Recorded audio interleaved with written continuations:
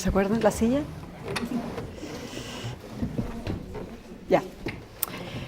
Hoy queremos darle la bienvenida a Miguel Jássic y agradecerle por aceptar nuestra invitación a esta entrevista con el quinto año de la Escuela de Periodismo del Adolfo Ibáñez. Miguel es sacerdote y es director del Servicio Jesuita del Migrante, la razón de por qué hoy día te convidamos a esta mañana. Queremos conversar especialmente de un tema del que se habla mucho y del que se entiende poco, mucho lugar común entre medio. Si miras a tu alrededor vas a ver que son bastantes alumnos, entonces vamos a hacer muchas preguntas y queremos profundizar lo más posible en un tema que es una legítima preocupación de los medios. Voy a partir yo con una pregunta y después le cedo el paso a mis alumnos. A grandes rasgos, ¿a qué viene el migrante que ustedes conocen, que tanto conocen? ¿A qué viene a Chile esa persona? Mira, Chile se ha convertido en un país destino de migrantes en los últimos, yo diría, 20 años después de los 90, con una migración peruana y después se ha diversificado. Y la gran mayoría de los migrantes vienen de los países vecinos de la región y ahora del Caribe, República Dominicana, Haití, y la gran mayoría viene a Chile a buscar trabajo, Digo la gran mayoría porque también hay un porcentaje de migrantes, sobre todo los que vienen de Colombia, del lado del Pacífico, de Buenaventura, de Cali, que es una zona donde hay mucho narcotráfico, donde se movió el conflicto armado, que vienen a Chile arrancando de la violencia, de la exclusión, y algunos vienen a pedir refugio. Y entonces es una categoría todavía un poco más de migración un poco más dura y más fuerte. Pero yo diría el 90% de la migración nuestra es una migración laboral y económica. Partan. Hola Miguel, buenos días. Hola. Quería saber si es que fue alguna situación especial la que te motivó a luchar por la causa de los migrantes en Chile. No fue tan especial, la verdad, porque yo soy jesuita y soy cura, y entonces un día mi provincial, que es mi superior, me llamó por teléfono y me dijo conversemos, le dije ya y me mandó de director de la fundación. Así que, pero toda mi vida me he formado y he estudiado, me he formado y he querido trabajar en temas de justicia social, y la migración, el refugio, han sido los temas que han estado con mi corazón hace mucho tiempo, así que fue lo mejor que me podían pedir, la verdad. Estoy muy contento con un trabajo desafiante, bonito, y además en el cual hay un montón por hacer en Chile y en el mundo. Sí. Hola Miguel, ¿consideras que en Chile se entregan las condiciones aptas para los inmigrantes para vivir? No, porque si hoy día fuéramos sacados al pizarrón como país y fuéramos como testeados acerca de cómo lo hacemos con los migrantes, probablemente vamos a reprobar. Y por dos razones. Una, porque la política pública nuestra no está preparada, no está elaborada para favorecer el proceso de inclusión de un migrante en Chile, sino más bien lo dificulta, lo complejiza, lo hace lento, lo hace torpe. Por una parte, y por otra parte porque si nos preguntamos los chilenos qué nos ocurre con el otro distinto, afrodescendiente o andino que viene a Chile, qué nos pasa, probablemente vamos a descubrir que hay mucho racismo y que hay mucho clasismo. Entonces yo creo que no estamos preparados para recibir la migración, y la migración despierta, hace saltar por una parte un sentido fuerte de hospitalidad, solidaridad, en la gente que trabaja en el Estado y también en la sociedad, pero también hace saltar racismo brutal, directo, y también racismo a veces menos elaborado. Y tenemos la legislación más antigua del continente, del tiempo de la dictadura de Pinochet, que ve la migración como una amenaza, que fue elaborada en este contexto de la doctrina de seguridad interior del Estado, y que no ve la migración como un derecho, y el Estado está muy desarticulado, ¿cachai? No hay una visión del Estado articulada que facilite la inclusión de los migrantes. Puedo entrar, si quieren, en detalle después, más adelante en ese tema. Pero en general, el proceso de inclusión para los migrantes en Chile es difícil. ¿Tú has visto racismos, o sea, ejemplos concretos de...? Porque se habla mucho que somos racistas, clasistas, pero en general cuando uno ve, no sé, la parroquia de San Saturnino o la inclusión de los haitianos, por ejemplo, que hoy día tienen trabajo o sea, no todos, pero en el fondo, en cosas concretas, ¿lo has visto? Sí, hay dos cosas. Ahí yo diría, hay apertura, hospitalidad, hay un mundo más progre, digamos así, súper pro derechos y súper pro inclusión, mucho más abierto a la migración y a lo distinto, a la diversidad, a lo diferente, y hay un mundo más duro. Y hay racismo directo, brutal. Por ejemplo, yo he escuchado gente que dice una mujer negra no se pinta, se lustra la cara. Entonces ya, eso es una manera de racismo muy brutal. Pero como es tan directo, es muy fácil de desmontar ese racismo, de decirle, oye, racista. Pero lo más interesante es que si uno afina un poco la mirada, vas a ir descubriendo lo que hemos llamado nosotros microracismos, como hay micromachismos y microdiscriminaciones. Por ejemplo, yo tengo 40 años, hace años atrás se decía en Chile roto a alguien, y roto con la R bien dura, roto de mierda. Hoy día no se puede decir roto, ¿sí? Es muy mal visto. Pero ¿cuántos de ustedes dicen flaite? Es lo mismo, ¿no? Es lo mismo, es lo mismo. Hoy día vais manejando en el auto, se cruza un auto, y ¿qué es lo que uno dice? Era mujer, ¿o no? Te digo que era mujer. Y con los migrantes pasa algo parecido. El otro día les voy a dar 3 ejemplos de microracismos. Un haitiano da una charla, un haitiano profesional, una charla sobre convalidación de títulos educacionales en Chile, después de haber empujado la política pública para que la presidenta anunciara en Haití que iba a haber un convenio para convalidar títulos. Es un tipo formado, inteligente. Da su charla, como yo estoy ahora, tiempo de preguntas, y nadie dice nada, y una señora, gentil, buena persona, le levanta la mano y dice: yo te quiero felicitar porque hablas tan bien español. Si hubiese sido un francés o un estadounidense, ¿le hubiese dicho eso? ¿Por qué se lo dijo? Porque era negro. Otro ejemplo, lo contaba por un amigo haitiano, en el paradero esperando la micro, con su traje, corbata, un tipo espigado, buena pinta, esperando la micro, y una mujer lo ve y de buena persona compra un helado ahí y se lo regala. Y le dice: toma aquí un helado. Y él la mira, le dice: gracias, no quiero otro helado, hablo 3 idiomas. ¿Le hubiese comprado un helado, un blanco, vestido de traje? ¿Ella era mala? No, no era mala, pero por alguna razón lo negro le provoca pena. Otro ejemplo, que también es bien elocuente. En octubre hubo un huracán en Haití, ¿se acuerdan? El huracán Matthew. Nosotros mandamos 8 toneladas de ayuda, porque tenemos oficina, el CJM tiene oficina en muchos países del mundo y también en Haití. Y entonces juntamos ayuda con una comunidad haitiana. Y estábamos en el santuario del Padre Hurtado recibiendo ayuda. Yo estaba ahí con Emanuel Simeus, uno de los líderes de la comunidad haitiana, de unos 45 años. Y llega otra señora, muy gentil, con 2 bolsas con agua y arroz. Y entonces se la entrega a Emanuel y le dice: lindo, me encantan ustedes los haitianos, no tienen vicios. Y le toca como al hombre: te felicito, lindo, lindo. Y se va. Uno le habla así a un hombre de 45 años o a un niño de 5 años. Con eso les quiero decir bueno, ¿y cuántas mujeres, que son nuestras usuarias, afrodescendientes, colombianas, etcétera, nos reclaman, asombradas, lo que su cuerpo y su manera de moverse y la manera de vestirse provoca en los hombres chilenos? En Antofagasta, por ejemplo, cachan esto, mira, la mujer chilena le dice a la mujer colombiana: quita maridos. La misma mujer chilena es machista, porque el marido es una víctima inocente. Claro. Él no tiene voluntad, ¿no es cierto? Él se va con esta mujer más ubérrima, se va con ella y la sigue porque él no tiene voluntad. ¿Se fijan? Entonces quiero decirles que el racismo evidente es fácil de desmontar, pero hay muchas maneras no elaboradas en nuestro país de ser clasista, machista, racista, xenófobo o homofóbico. Y eso hay que desmontarlo. Y yo creo que la migración nos va, con esa diversidad que trae, nos va a ayudar a que esto se destape. Sí. Oye, Miguel, yo tengo una pregunta. Que el otro día tú tuiteaste una foto de un rayado que hicieron. ¿Son recuerdos ese tipo de actos xenófobos?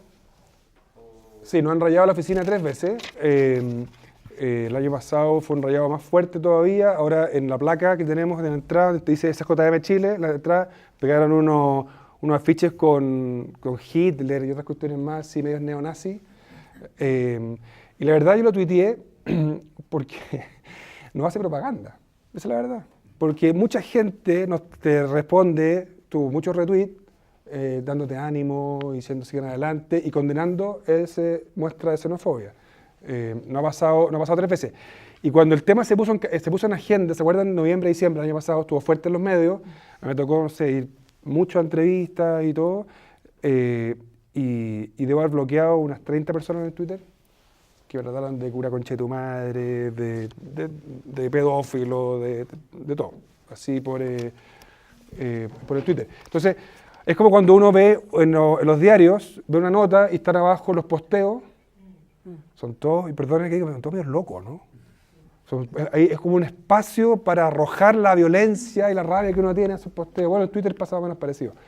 Entonces, yo creo que nos han rayado la oficina 3 veces. A la periodista anterior le llegó una amenaza de muerte por teléfono, pero son casos aislados. son casos aislados. Ya. Hola Miguel, muchas gracias por estar aquí. Esta mañana La Tercera publicó un estudio que habla que un alto porcentaje de los chilenos cree que los extranjeros vienen a Chile a quitar el trabajo. Frente a esta problemática, ¿tú crees que la sociedad chilena está siendo indolente con las necesidades del inmigrante? Sí. Mira, hay todas dos respuestas, una más técnica y otra más como sociológica, por decirlo así. Lo primero es que hay varios estudios en Chile y en el mundo que estudian los impactos de la migración en el mercado laboral local, ¿ya? Y esos estudios suelen coincidir en que para que un mercado laboral se vea afectado por la fuerza laboral extranjera, el porcentaje de migración en Chile debe andar por el 10% y el 2,8%. Estamos muy lejos todavía de que la migración afecte el mercado laboral. Y además, muchos extranjeros están haciendo trabajos que un chileno no quiere hacer. Pero eso no quita, entonces yo creo que lo que quiero decir es que técnicamente no hay asidero para decir que un extranjero le quita el trabajo al chileno. Además porque el extranjero es innovador, genera empleo, es creativo. Hay una frase de Hausman, un economista venezolano que enseña en Harvard, que dice que Chile no crece porque está lleno de chilenos, que es como una ironía para decir nos falta apertura a la diversidad.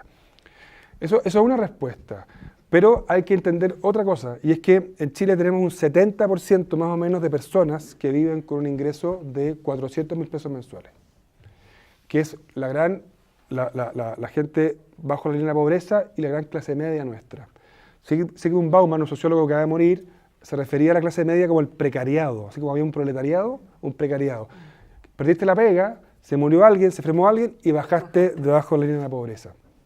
Ese precariado, esa clase media nuestra, que la que usa el Transantiago, la que usa el metro, que es el gran porcentaje de los chilenos, siente y percibe que ha dejado la pobreza, que tiene un primer hijo que va a la universidad, que se ha comprado un autito, que va a tener vacaciones, etcétera, siente que ha sido puro mérito, puro esfuerzo, sin apellido, sin contactos, sin color de la piel así más blanco, sino que se lo ha ganado. Y todo ese es el mundo que siente, percibe, con o sin razón, y esto es importante entenderlo bien, que el migrante te compite en la pega, en la escuela, en el consultorio y te cambia el barrio.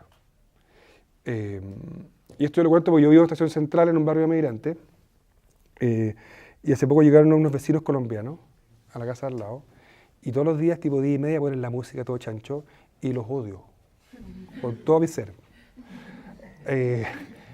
Yo que no debería, ¿cachai? Entonces quiero decir que es distinto, distinto ser abierto y progre, por decirlo así con ironía, cuando no tenés ningún problema. Tu mundo no se topa con el migrante salvo tu nana o qué sé yo, ¿cierto? Es distinto. Y yo, con otro ejemplo, el día 8 de marzo, el Día de la Mujer, fui a hablar a Alberto Hurtado en el patio, y estaba lleno. Entonces, de migración, y un cabrón me quería pillar, como soy cura, entonces me preguntó sobre la homosexualidad y las mujeres y todo eso. Y yo le devolví la pregunta.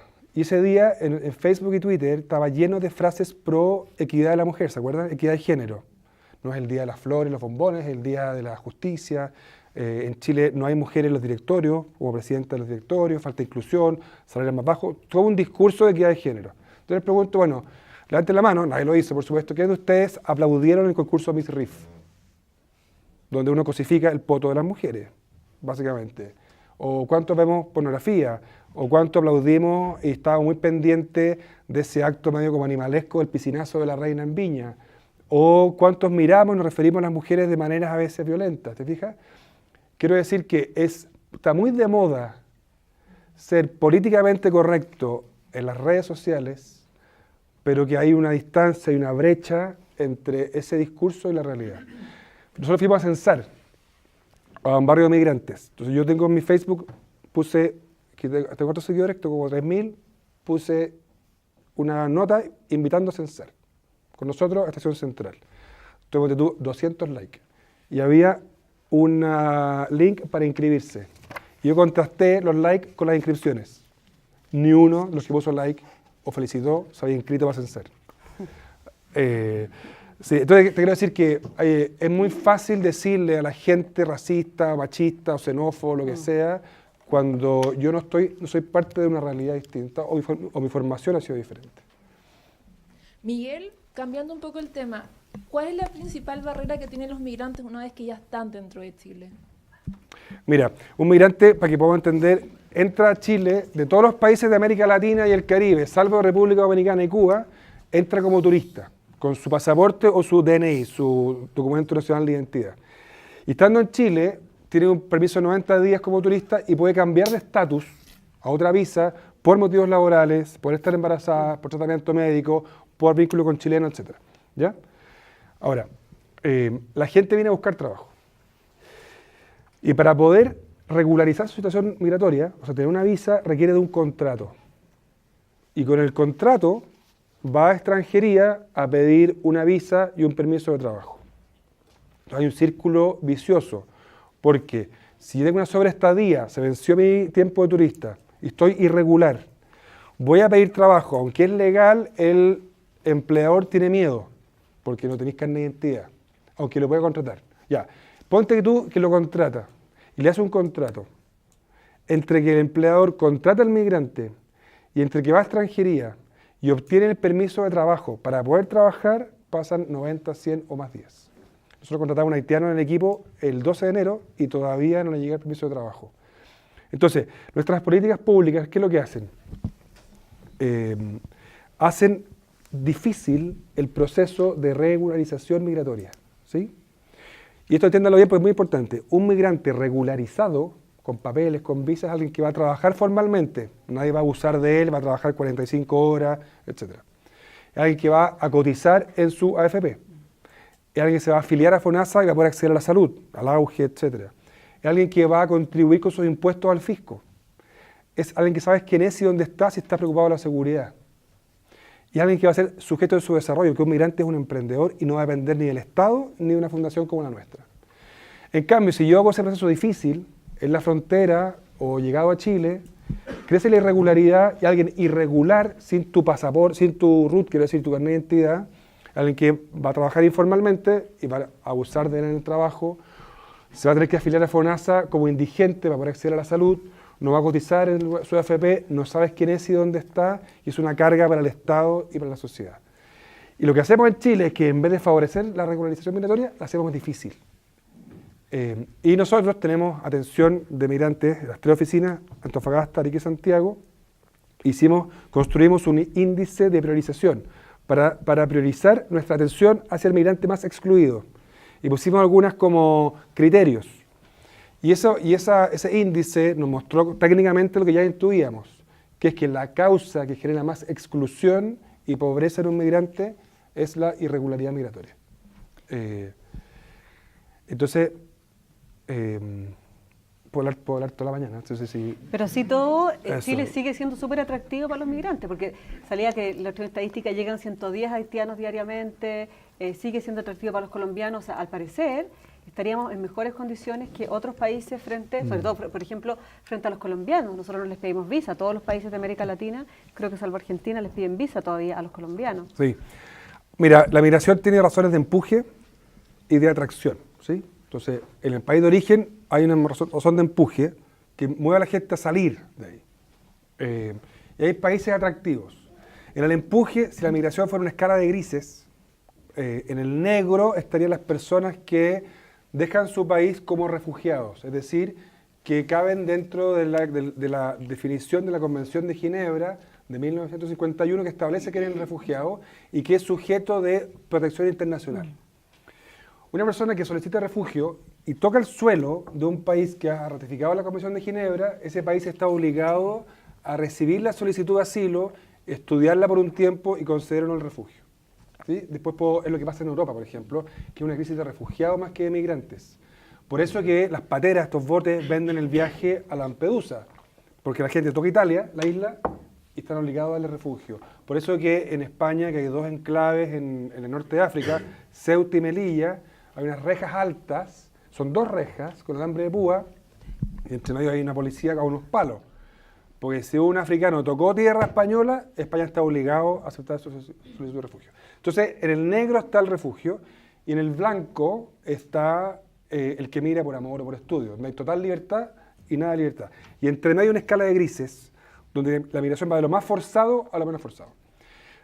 Entonces nosotros recibimos, la vuelta larga para explicar eso, pero recibimos migración forzada en Chile, es decir, personas que dejan su país, la razón de empuje es la exclusión, es la pobreza, es la violencia, la falta de oportunidades, la falta de trabajo, y a veces todo eso mezclado. Y Chile al mismo tiempo es un país atractivo por varias razones. Primero porque es un país estable, en lo económico y en lo político, es un país seguro. A pesar de que los noticieros muestran todos los días una hora de crímenes, como ustedes estén en la tele, por favor no hagan eso. Cambien esos noticieros espantosos que tenemos. A pesar de un país seguro, es un país estable, nosotros tenemos el per cápita más alto de la región, que es de $23.300. ¿Cuánto es en Bolivia? 6.000 y tantos dólares. Sabemos que es un per cápita más distribuido. Y la otra razón es que lo que gana un extranjero en Chile, un peruano, por ejemplo, un boliviano, un colombiano, un ecuatoriano, le rinde en su país el tipo de cambio 2 o 3 veces. Lo que gana aquí en Haití le rinde 5 veces y en Venezuela le rinde infinitas veces. Entonces, por ejemplo, y el sueldo mínimo chileno es bastante más alto que el sueldo mínimo en otros países. Entonces una persona puede mandar a su país de origen 100 lucas, que en su país de origen va a ser un aporte a su familia muy importante. Por eso que migra el papá o la mamá primero, envía las remesas y después viene la reunificación familiar. En el país como El Salvador, por ejemplo, el 25% del PIB del Salvador son remesas. Estados Unidos, sí. Imagínate, sí. Miguel, me gustaría saber, volviendo a un tema que tocaste al principio, que fue en relación al tema educacional, que los prejuicios por parte de los chilenos, más del 50% de los chilenos, dice que todos los inmigrantes que vienen tienen una educación muy como ínfima con respecto a la que tenemos nosotros. ¿A qué se debe este prejuicio? Es un prejuicio porque, ¿conocen la CACEN? Sí. ¿Todos la conocen? Se medía la pobreza hasta hace 15 años atrás solamente de modo monetario, por plata. La CACEN medía hasta el 2013 4 dimensiones: trabajo, salud, educación y vivienda. Y la 2015 agregó a la dimensión de vivienda el entorno, o sea, usted oye balazo en su barrio, y agregó una quinta dimensión que es red y cohesión social. Y la CACEN, les digo esto para que la miren, busquen en el ministerio, miren la dimensión de migración, y estúdienselo porque es interesante, muestra cosas interesantes. Por ejemplo, que un migrante tiene en escolaridad 12,5 años versus 10,8 un chileno. Es decir, los migrantes están más escolarizados que los chilenos, en promedio. Y sin embargo, muestran que exhiben casi 2,5 puntos más de pobreza multidimensional. Entonces, bueno, la pregunta es, ¿están más escolarizados y son más pobres? ¿Dónde está el problema? ¿En el migrante? ¿Dónde está el problema? En el sistema, que hace lento, difícil y engorroso y excluye al migrante. Entonces es un prejuicio. Incluso con los haitianos. Fíjate que el haitiano más escolarizado que tiene estudios de universidad completos no migra a Chile, su horizonte es Canadá, Francia, Estados Unidos. Los haitianos que han terminado la secundaria son los que vienen a Chile y Brasil. La mayoría tiene de segundo medio para arriba, cuarto medio han terminado. Cuando encuesté en el censo, no me encontré ningún haitiano sin cuarto medio, por ejemplo. Los haitianos que migran más pobres, migran a República Dominicana a trabajar la caña de azúcar. Y los haitianos más pobres no migran, porque ni siquiera tienen partida de nacimiento. Y porque no pueden, ni se les ocurre estar en una situación tan precaria. Entonces, nuestra migración es más escolarizada que el promedio de los chilenos. Y eso hay que mostrarlo para desmitificarlo. Miguel, ¿qué tal? Buen día. Una pregunta que tiene a lo mejor un cariz un poco más personal. ¿Qué rol crees que ha jugado la religión y específicamente que tú seas un cura en los procesos de ayuda a los inmigrantes? En el Chile y en el mundo, las ONGs más importantes de defensa y promoción de derechos de migrantes son de la Iglesia. Las más grandes. Después del ACNUR, de las Naciones Unidas, las más grandes. Nuestra red del SJM con migrantes o SJR con refugiados en 50 países. Y si tú ves, anda a YouTube, búscate las patronas y vas a ver las mujeres de parroquia, mujeres muy sencillas en México que se instalan al lado de la línea del tren de la Bestia, donde la gente viaja en el techo con unos paquetitos, con agua y comida, y pasa el migrante del techo, se cuelga y agarra la comida. Yo he trabajado en varias ONG nuestras de los jesuitas en fronteras complejas, difíciles, Entonces la iglesia, que tiene muchos problemas, que es patriarcal, que es machista, que es homofóbica, todas esas cosas que yo me cargan de la iglesia, siendo cura. Sin embargo, en materia como de migración y derechos de los más pobres, es bien pionera, es bien pionera. Eso hay que decirlo con harta verdad. Y lo digo con orgullo, también con orgullo, ¿no? Ahora, nuestro equipo, somos 37 profesionales, yo a nadie le pregunto qué cree cuando llega a trabajar. Me importa que sea bueno nomás, para la pega, y tenga hambre de justicia, punto. Y tampoco a ningún migrante le preguntamos de dónde viene, qué cree, para dónde va, si es gay, si no es gay, si es hombre, mujer, da lo mismo, es persona, punto. Nuestra única agenda son las personas, su dignidad y sus derechos. Y esa es la agenda de la iglesia finalmente. Y te digo una cosa más que bonita, que así como en la ética cristiana hemos sido creados a imagen de Dios y somos todos hermanos con una dignidad común, muchos filósofos dicen que los derechos humanos en la modernidad son una secularización de la parábola del buen samaritano. ¿Sí? Se seculariza, se rompe la cristiandad y la misma ética del Evangelio se hace universal en los derechos humanos. ¿Y qué es lo universal? La incondicionalidad de la dignidad y los derechos de las personas, que no dependen de ninguna condición, ni de ser extranjero, chileno, lo que sea. Y en eso, yo te diría, derechos humanos y ética cristiana conversan muy bien. Yo quería preguntar, volviendo al tema de comparar las políticas migratorias de otros países, si pudieras elegir un lugar para ser un inmigrante, cualquier lugar del mundo, ¿cuál elegirías y por qué? Buena pregunta. No sé, yo me iría a vivir a Italia, como a la costa amalfitana. A tomar Campari. No sé. Pero no te dejan entrar. A tomar Campari, pero ahí no se puede ser inmigrante. Claro. Yo podría, porque tengo nacionalidad griega, mi abuela era griega. Pero es una buena pregunta. Mira, yo creo que no hay... Mucha gente hace la pregunta de qué países o qué modelos miramos para sacar ideas. Y lo increíble es que no hay ningún país que tenga un modelo como que sea demasiado imitable. Hay algunas cosas imitables. Canadá tiene una política migratoria abierta, el 10% de atracción. De su población, yo creo que es el 20% en Canadá. Aceptan, o sea, no sé, había leído que aceptan el 10% de su población que sea ahora migrante. Bueno, y si tú miras el porcentaje total de Canadá, el 20% de la población son migrantes. Justin Trudeau, que es el primer ministro, que lo han visto que está de moda porque es como mino, es simpático, joven, así, y es como abierto y toda la onda. Él ha salido, y además que se puso como anti-Trump, él ha salido acogiendo muchos refugiados. Nosotros nos invitaron a ver un programa en Canadá, en Ottawa, la próxima semana, justamente sobre eso. Canadá es un buen lugar, pero Canadá tiene algunas ventajas para ser un buen lugar. Por ejemplo, no va a recibir migración como Estados Unidos, porque la frontera que tiene es con Estados Unidos y el resto del océano o el Ártico. ¿Cachai? ¿No? Entonces hay una frontera como natural que lo defiende, a diferencia de Estados Unidos, que tiene una frontera con México, o Chile, que tiene una frontera enorme. Eso lo hace más fácil y le permite como seleccionar más la migración. Bueno, Alemania y Angela Merkel fue un gran modelo y un liderazgo tremendo el año pasado respecto de la acogida de refugiados. Ha tenido costos para ella, eso, pero lo ha sido.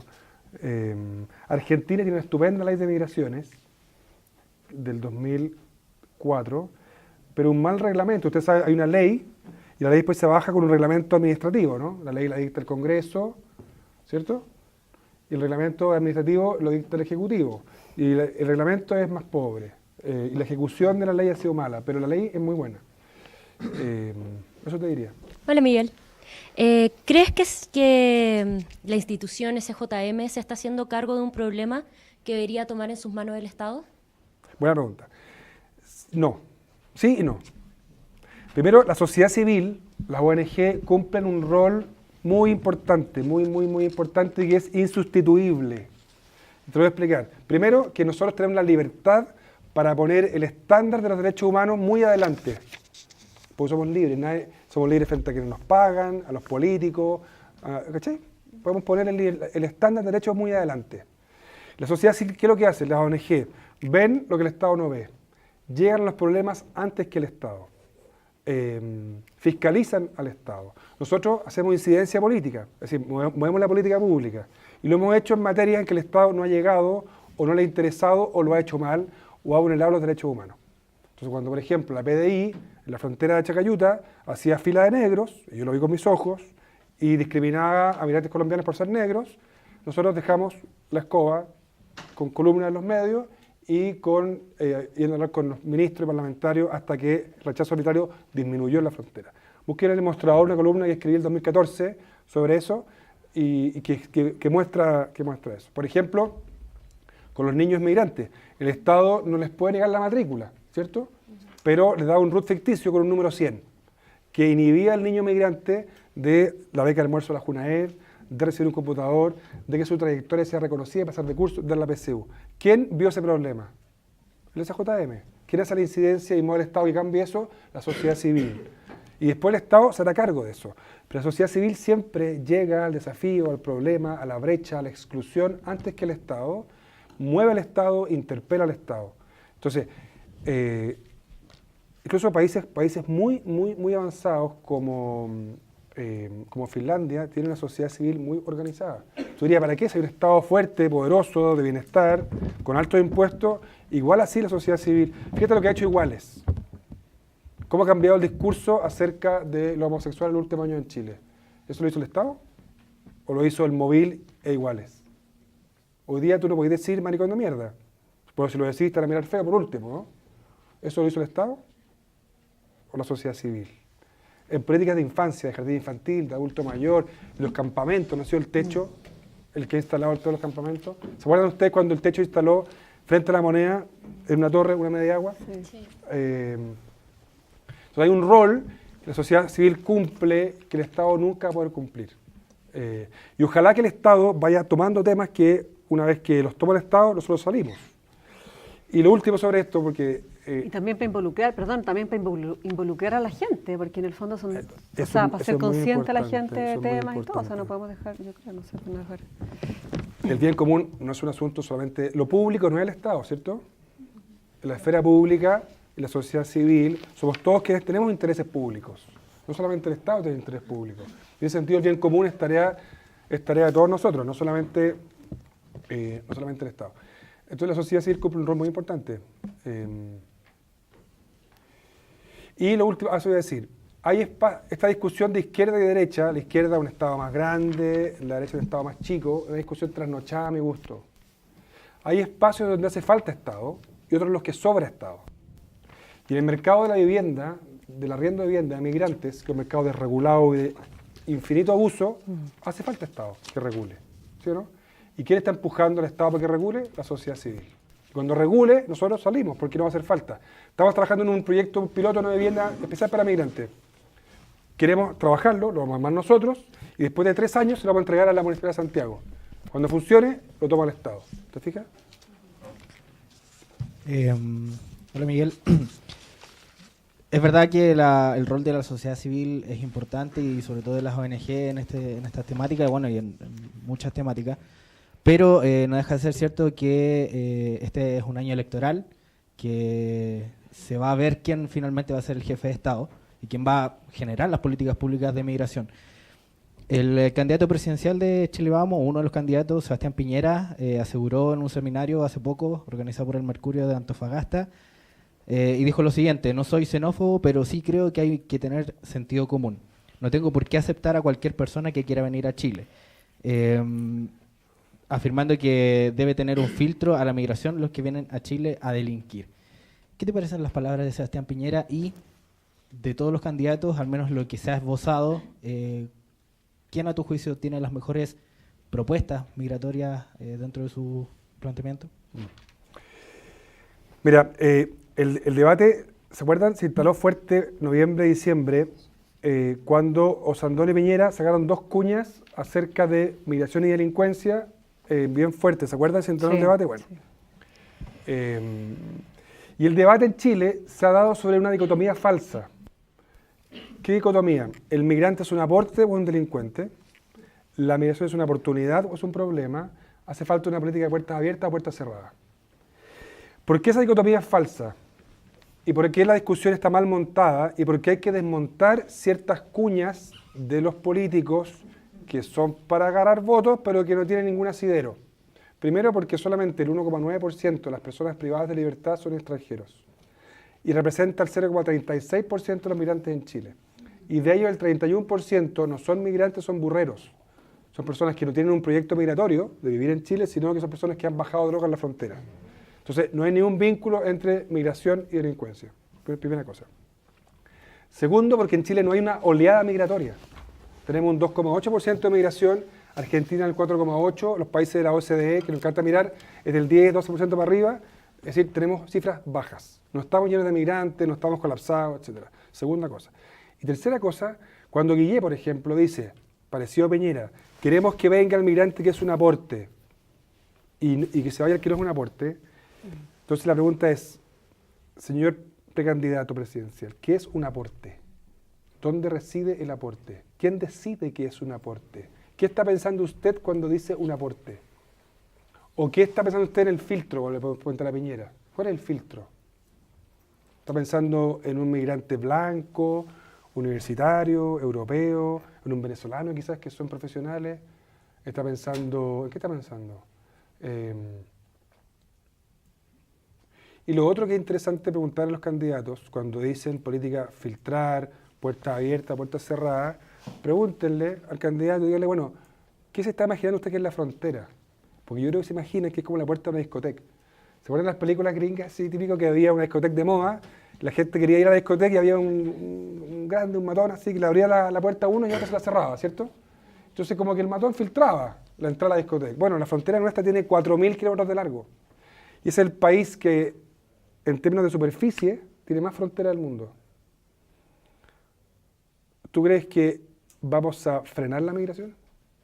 ¿Con una ley? ¿O con qué? ¿Con tanques? ¿Con muros? ¿Con qué? Y además, que la experiencia muestra que ni los muros, ni las vallas, ni los requisitos frenan la migración. Porque la causa para migrar es muy poderosa. Yo trabajé en el muro de Estados Unidos y México, que ya construyó Clinton hace rato, que es 6 metros de alto, trabajé en el lado mexicano y vivía en el lado gringo, todos los días cruzaba. Un muro que parecía infranqueable, y la gente lo franqueaba todos los días. Y habían 14 millones de migrantes en situación irregular en Estados Unidos.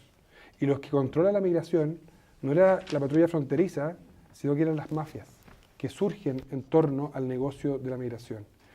Cuando Turquía y la Unión Europea firman un acuerdo para que los turcos puedan ir a Europa sin visa, y Turquía sea el freno o el muro de la migración por tierra, ¿qué es lo que ocurrió el año pasado? La gente dejó de migrar, se quedó en Alepo como esperando las bombas. ¿Qué hizo? Se fueron por el Mediterráneo. Y podemos contar 5.000 personas muertas, más otras muchas que no hemos podido contar. ¿Y quién se enriqueció? El traficante de personas, que pasaba un bote, una patera, que así le llaman esos botes, muy frágil, con un compás, le dice usted en este rumbo para llegar a Lampedusa. Y lo hacinaba de gente y mandaba el bote y se ahogaban. Nuestra política migratoria tiene 2 medidas restrictivas, una visa especial para los colombianos, de turismo, un colombiano viene a Chile con una visa tramitada en el país de origen. Si alguno de ustedes ha ido a Punta Cana alguna vez, ¿alguien ha ido a Punta Cana? ¿Le pidieron visa? No. Nosotros sí les pedimos visa, y esa visa no ha frenado la migración dominicana a Chile, sino que ha aumentado el tráfico de personas. Porque el traficante ve aquí un negocio. ¿Te das cuenta? Entonces, es muy interesante decirle al candidato presidencial que explique qué está pensando cuando tiene una cuña que parece como atractiva, pero vacía en contenido. Asumo entonces que no hay algún candidato que tenga, ¿sabes qué? El propuesto de él ha sido muy bueno. Nosotros vamos a invitar a los candidatos a todos a conversar a la CJM, así como esto, pero voy a estar yo en el público y él aquí, y les vamos a hacer preguntas justamente para invitarlos a pensar bien esta... Yo tengo mis opiniones políticas, por supuesto, que no las voy a decir acá, pero más que ser de derecha o izquierda, porque en la derecha hemos encontrado personas con muy buenas posturas en materia de migración. Libertad y Desarrollo, que es un centro de estudios de la derecha más liberal, tiene una postura muy positiva. Y he encontrado en Guillé una postura muy negativa, y al revés, ¿te fijas? Entonces, pero sí, Osandón, para ser muy claro, Osandón ha mostrado una ignorancia supina en sus cuñas. Cuando dice un migrante, y se lo he dicho a él de frente, cuando dice un migrante que es sorprendido en un delito debe ser expulsado inmediatamente, Osandón se echa al bolsillo el Estado de Derecho, la presunción de inocencia, que un delito establece un juez, el debido proceso y la legítima defensa. Así, al bolsillo, como si nada. ¿Te fijas? La Constitución, al bolsillo, pum, nada. Entonces, es a mí me resulta, y me escandaliza que un candidato a la presidencia pueda decir sin vergüenza que se echa al bolsillo el Estado de Derecho. Eso a mí sin duda me impacta mucho. Hola Miguel, respecto a esta misma idea, ¿realizarías un llamado a no votar por aquellos candidatos presidenciales que mantengan esta postura? Lo hice el año pasado y me retaron. Así, ¿Quién te retó el provincial? no, me retaron en el equipo de la CJ y me dijeron, pues yo justo dije, llamé a votar, quiero votar en Puro Sandón. Y ayer estaba en un taller de vocería con una agencia que nos ayuda a las comunicaciones y me volvieron a retar por eso de nuevo, porque en el taller, en la simulación, lo volví a decir. Parece que uno tiene que hacer una mirada un poco más general y decir cuáles son los principios por los cuales habría que votar, más que llamar o no a un candidato a votar.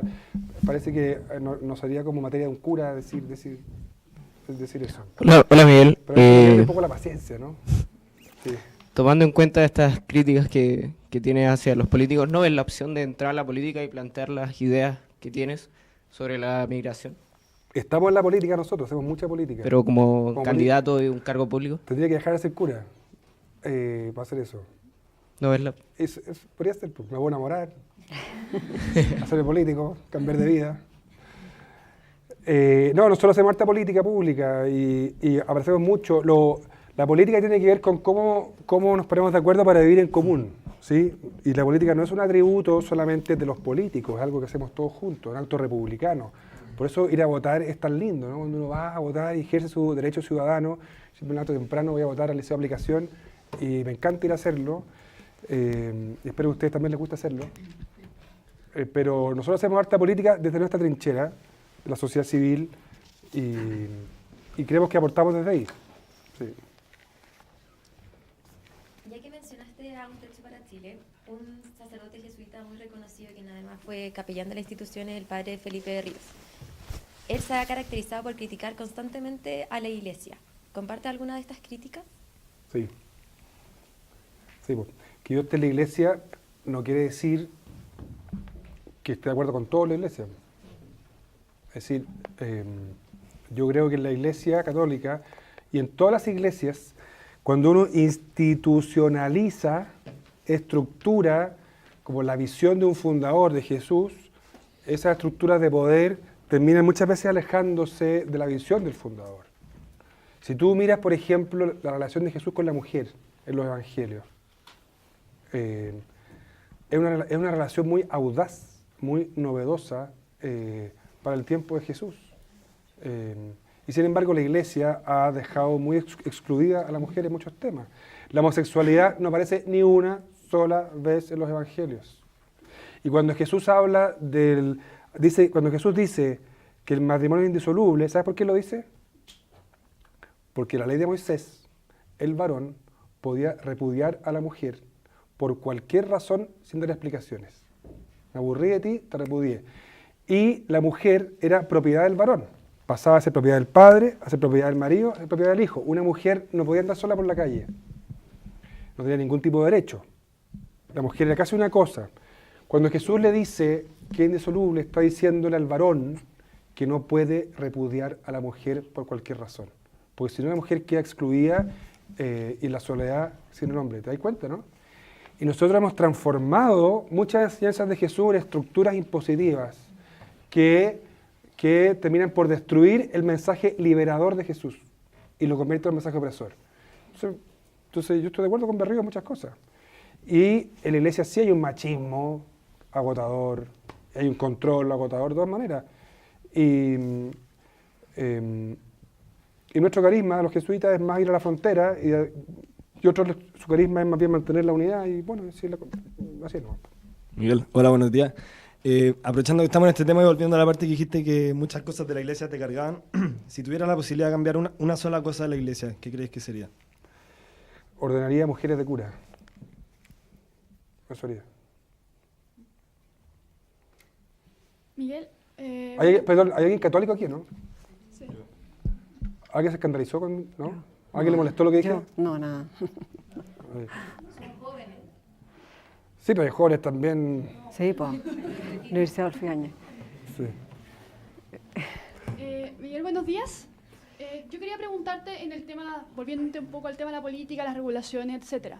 En una entrevista tú dijiste que no debíamos esperar un desastre para cambiar el sistema de inmigración, como pasa siempre con las leyes, que tiene que morirse alguien para hacer la ley o para cambiarla. Sí. ¿A qué desastre te refieres? Fíjate que empezamos, los políticos a fin de enero empezaron a hablar de hacer un servicio nacional forestal en vez de la CONAF por los incendios, y que legislar en febrero, ¿te acordáis? Después del maremoto hay que reformar la ONEMI. Después de la muerte de esta niña del Sename, ¿cómo se llama la niña del Sename? Lisette. De Lisette, hay que reformar el Sename. Entonces lo que pasa con los políticos... El cholito, el perro. Lo que pasa con los políticos, que me gusta la política y creo en los políticos, pero lo que pasa es que, como tienen que estar midiéndose permanentemente para poder ganar votos, esperan que un tema se instale públicamente en los medios de la conversación para legislar sobre eso. Entonces, con la ley de migraciones, mucha gente, nosotros creemos que hay que instalar el tema con fuerza y ahí recién se van a interesar por la migración. Lo que esperamos, a mí me tocó hace 2 años atrás hacer un funeral de 3 niños peruanos que murieron en un incendio en un CITE con malas instalaciones lleno de tabiques. Vamos a esperar que se queme otro CITE y mueran 30 personas para legislar y a decir, oh, verdad que tenían razón los que decían que hay que legislar sobre la migración. ¿Está bien, no? Entonces quiero decir que estamos a tiempo de hacerlo bien, estamos a tiempo de hacerlo bien y que no nos pase que lleguemos demasiado tarde. ¿Y sobre la trata de personas o sobre las mafias, crees que también podría haber un desastre? Tráfico de personas. Sí, el tráfico de personas está creciendo en Chile por culpa de las políticas restrictivas, sobre todo la visa a los dominicanos. Nosotros atendemos 250 mujeres dominicanas víctimas de tráfico, el otro día nos juntamos con 400 dominicanas víctimas de tráfico, estamos demandando a una traficante que se llama Soledad, que es peruana, y estamos patrocinando 18 usuarias nuestras víctimas de tráfico, y nos ha tocado ver tipos de violencia sufrida por estas mujeres que yo en Chile no había visto, pero que sí había visto en México. De violación, etc. Por eso te digo que estamos a tiempo de hacerlo bien antes de que la violencia... El tráfico de personas es el 3er negocio más lucrativo del mundo después de las armas y la droga.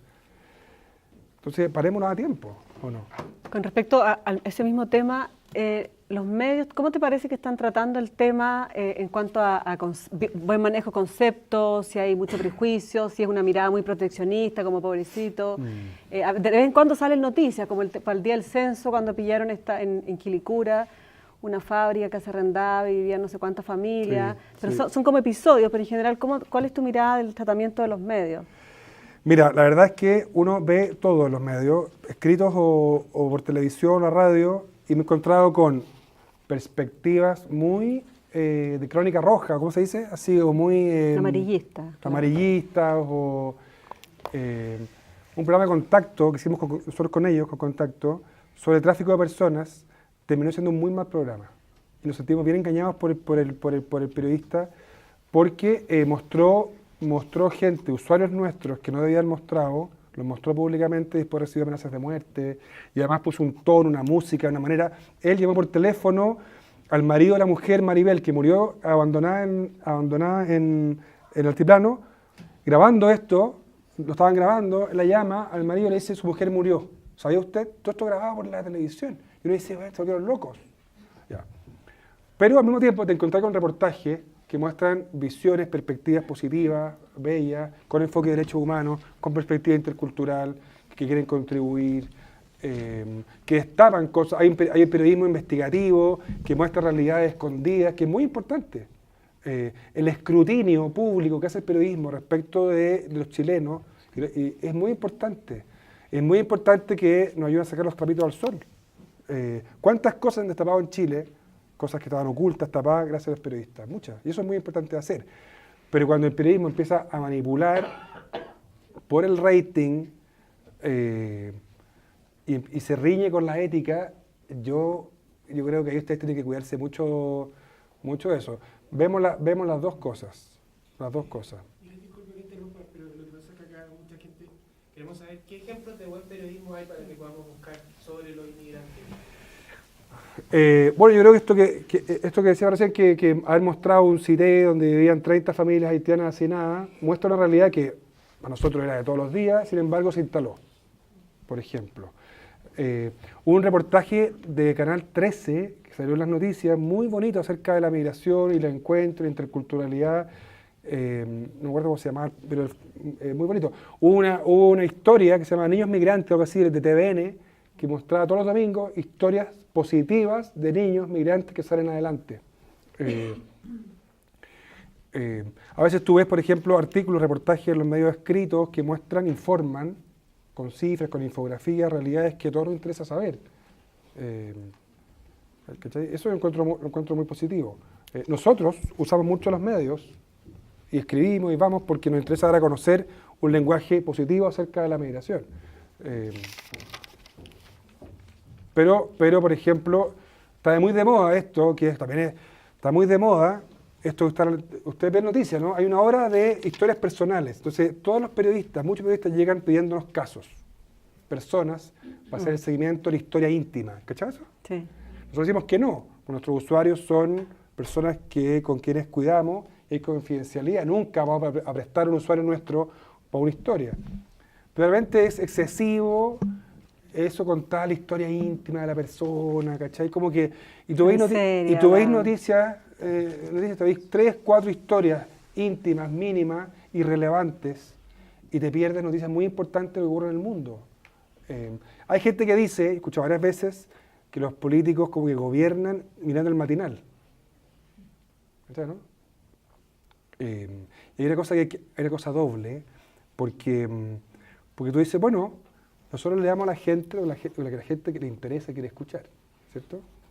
Que es como farandulero y todo eso. Y la cultura, en la televisión, siempre los presupuestos, los programas culturales van a pérdida. Pero hay un rol educativo súper importante que hacer. Yo creo que el poder que tienen los medios es infinito, infinito. Si usted va a trabajar en algún medio, va a tener un poder infinito. ¿Cómo lo van a usar, ese poder? Viéndolo un poco más desde el otro lado, según tu postura, ¿qué sería como lo más notable que se ha logrado con respecto a las políticas migratorias en Chile en los últimos años? Se han logrado avances bien parciales en algunos temas. Por ejemplo, durante 20 años se inscribía como hijo de extranjero transeúnte a niños nacidos en Chile cuyos padres estaban en situación irregular. Puse un Twitter que tuvo harto retweet el otro día porque Mega decía, ha crecido el nacimiento de inmigrantes. ¿Cómo? Si el niño que nace en Chile es chileno. Y la única emigración que ha hecho ha sido del vientre de su madre, ¿no? No ha hecho otra emigración que esa. Ese niño es chileno. Bueno, hoy día cualquier niño nacido en Chile se inscribe como chileno. Y fuimos a la Corte Suprema, demandamos al Estado para que el Estado fuera a buscar a los 3.000 niños y adolescentes a quienes le habían negado la nacionalidad por mal inscribirlo, y eso cambió en Chile. Eso, por ejemplo, es muy positivo. Han aparecido nuevas visas que deberían facilitar la inclusión. Había una visa sujeta a un contrato de trabajo, el empleador estaba obligado a pagar el viaje de vuelta del migrante, eso se sacó y la visa ahora es más flexible, pero también es una ayuda. Ahora, por ejemplo, se ha avanzado en regularizar niños migrantes. O sea, un niño, por ser niño, por el solo hecho de ser niño, debería recibir una visa y un RUT con independencia de la situación de sus papás. El papá está irregular o no, es irrelevante. ¿Cachai? Ya, estamos también avanzando en eso.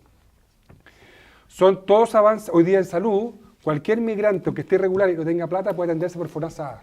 Es un gran avance. ¿Cachai? Ahora, son todos avances parciales, sectoriales y desarticulados, no de una política pública. Hola, Miguel. Hola. Me gustaría ahondar un poco en el tema de los niños migrantes. ¿A qué se ven enfrentados día a día los más pequeños que llegan al país? Ya, hay dos cosas. Una tiene que ver con el acceso a la educación y otra con el ejercicio del derecho a la educación. ¿Sí? Entonces, ¿por qué es distinto? Porque una cosa es que acceder a la educación, que es que te matriculen. Y cualquier niño se matricula en Chile, tenga o no tenga papeles. Otra cosa es que matriculado puede ejercer ciertos derechos. Por ejemplo, almorzar, recibir un computador, pasar de curso. Pero la educación no solo es acerca de acceder a la educación, sino también es acerca de aprender y acerca de participar. ¿Qué pasa con un niño haitiano llegado a Chile? El tiempo que le toma ponerse al día aprendiendo el español, ¿Cuántas escuelas están preparadas para eso? Muy pocas.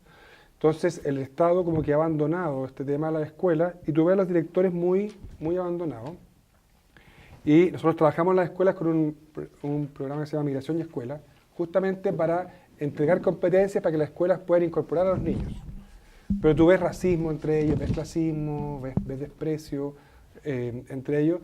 Y lo otro que ocurre es que en las escuelas pasa mucho que los directores, profesores, folclorizan la migración. Entonces hacen un evento folclórico y el niño haitiano aparece vestido de guaso, o izan la bandera colombiana, o viene una niña vestida de marinera peruana, y que con eso como que está todo resuelto, ¿cachado, no? Está todo resuelto, cuando el problema de la identidad es mucho más, y la cultura es mucho más profundo. Entonces entendemos como las escuelas como por buena onda, ¿sí? Porque la herramienta que tiene el director a la mano es hacer la fiesta folclórica, subir la bandera. Pero lo que hay que incorporar en las escuelas y en los planes educativos es lo que se llama el enfoque intercultural, que es un enfoque metodológico, pero también una forma de pensar, y te lo voy a explicar. ¿Qué es lo que es el enfoque intercultural? Con una pregunta. ¿Estamos dispuestos a cuestionar nuestras concepciones tradicionales acerca de la identidad, la raza, el otro, la persona, la cultura, para entrar en una conversación nueva, distinta, horizontal, simétrica, con ese otro que es parte de mi vida, o voy a seguir proyectando sobre él lo que yo creo que es correcto? El racismo es una cuestión de poder, y yo proyecto mi cultura, mis tradiciones, mi forma de entender la vida como lo universalmente correcto sobre un otro. Eso ocurre, por ejemplo, en la salud, en las pautas alimentarias, ocurre en muchas formas en que el funcionario de salud cree que nuestras pautas culturales son universales y son chilenas. Entonces, si el extranjero no lo entiende, está con un nivel más bajo, es menso, es tonto, ¿cachai? Eso supone una transformación de nuestro modo de pensar.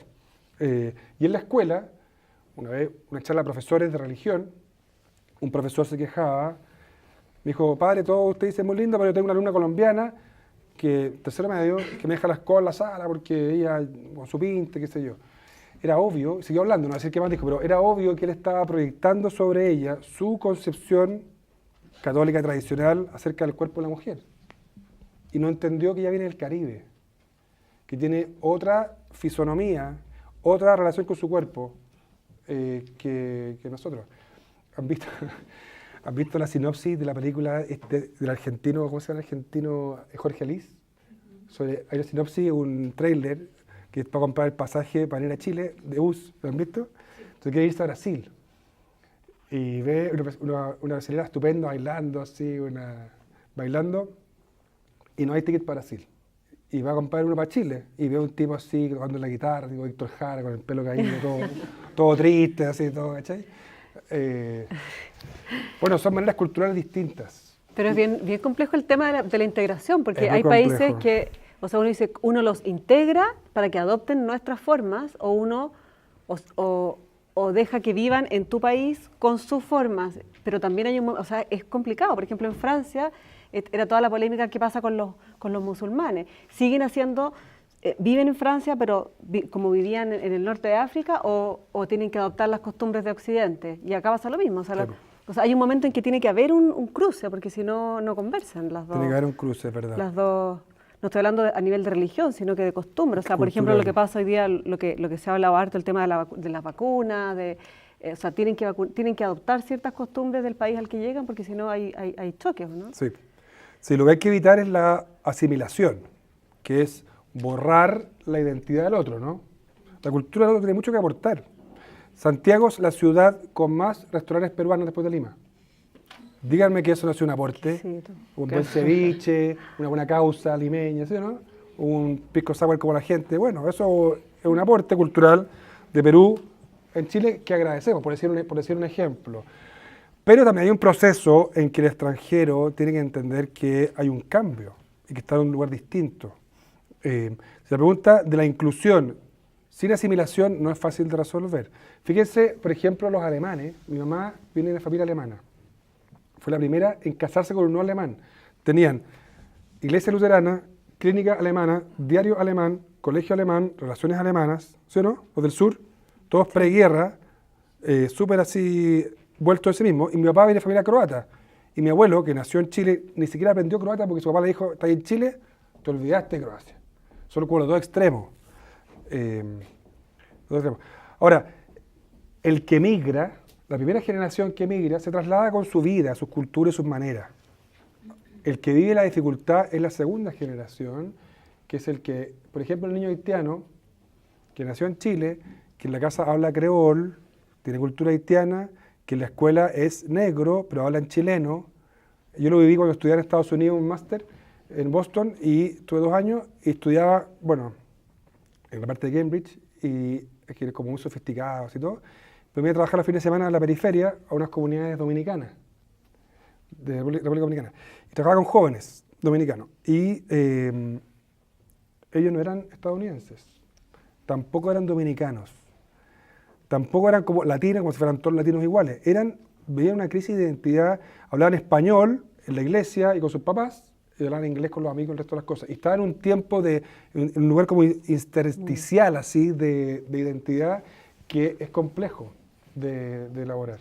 ¿Y cómo lo trabajan ustedes? O sea, ¿qué cosas como concretas con los jóvenes que les ha tocado Nosotros trabajar? tenemos un área que se llama Educación e Interculturalidad con tres programas. Uno se llama Migración y Escuela, que es transferir competencias interculturales, lo que explicaba recién, en la escuela, en profes, directivos, alumnos y papás, para favorecer la inclusión, el respeto y entender que lo que el otro trae es igual de valioso que lo propio.